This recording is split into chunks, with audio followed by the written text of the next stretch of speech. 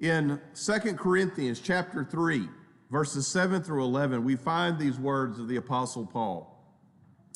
Now, if the ministry of death carved in letters of stone came with such glory that the Israelites could not gaze at Moses' face because of his glory, which was being brought to an end, will not the ministry of the Spirit have even more glory? Paul makes a reference to that fateful day when Moses went up on the mountain to receive the law from the Lord Jesus himself. I believe it was the Lord Jesus that spoke with Moses and gave him the law. Now, the Old Testament Exodus and Deuteronomy tell us that the Lord came down and spoke to Moses, but I believe that it was the Lord Jesus himself.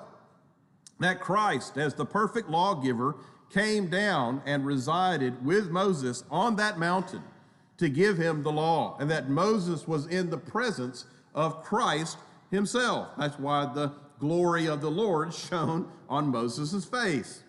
And Paul is making this point that what Moses went up onto the mountain to get was the law that we know that none of us are keeping. None of us are able to keep the law at every point. Every one of us has broken God's law.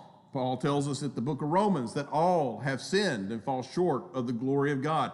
Every last one of us has broken one of God's laws, either in intent, by doing it with our hand, or by heart, in that we just disregard God and his law.